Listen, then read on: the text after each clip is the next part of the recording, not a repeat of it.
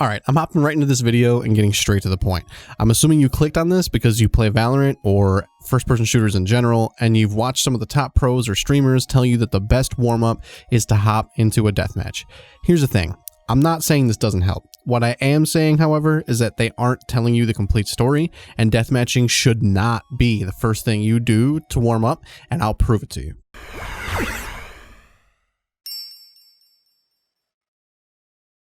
Let me give you a real-world example, one that has been proven to work. Just works. It's not, I'm not kidding. When you watch an NBA basketball game, what's the first thing the players do when they get on the court? Do they go 1v1 other players on the team? Get into a 5v5 scrimmage at full speed? No. They start with the simplest of drills, the shoot around and the layup line. There are a multitude of reasons for this. First is that it is a controlled environment. The hoop does not move and there are no defenders. It's just you and the court, aka the game environment. This allows you to practice with zero variables. Second is that there are zero consequences to failure. In a warm-up, there are no consequences to missing, there is no pressure of competition, nobody keeping score, and nobody to defeat but yourself. This allows the person warming up to focus on the task and skill at hand, something they will not have the luxury of doing once in the heat of competition. This not only physically prepares you, but it mentally prepares you as well. Third is that the action you're practicing is one of, if not the fundamental skill in the game, putting the ball in the basket. So now let's apply this to Valorant. Let's compare the characteristics of a deathmatch and see if they fit our criteria for an effective warm-up. 1. Is it a controlled environment? No. There is a player variable that cannot be predicted. 2. Are there zero consequences to failure? No. There is a scoreboard, a leaderboard, and a goal. This will, even subconsciously, cause you to do things that are not related to trying to improve your aim, taking away the focus on aim practice. And third, are we targeting the fundamentals of the game? In a deathmatch, yes it is. So really a deathmatch only helps us in one aspect of a warm-up. So what does all three, you ask? Valorant's built-in practice mode.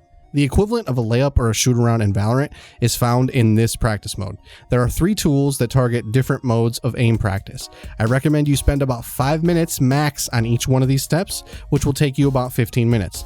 Throw in one deathmatch and your total warm-up time should be around 20 to 25 minutes.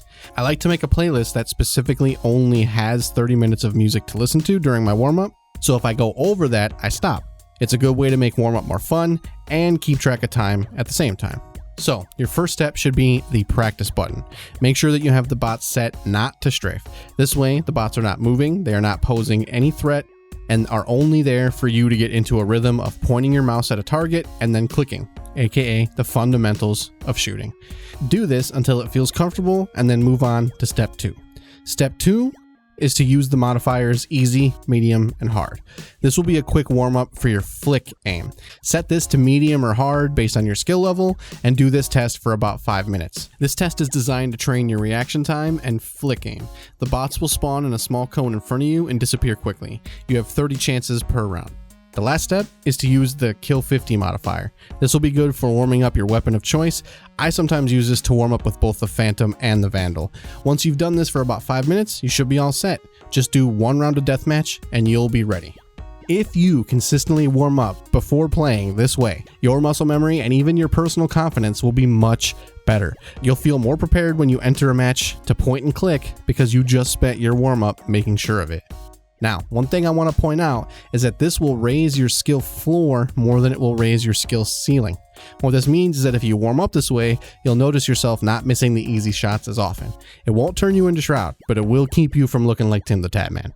Also, don't get caught up in the title. Practicing in deathmatch and high pressure situations is the way to go for training higher tier aim. Just don't forget you have to crawl before you can walk and walk before you can run. Even LeBron and MJ started their warm-ups with the basics. Nobody is above this. If your end goal really is to be that good, you can't skip steps in the process. Once you start looking at warm-ups this way, you will naturally get better with your aim. I promise. So that's it. That's my one major tip that will make your aim better over time. If you made it to this point in the video, thank you so much for watching. I really hope it helped. Don't forget to leave a like, subscribe, and hit that bell down below to know right away when I post more gaming related content. Thanks for watching, everyone. Peace.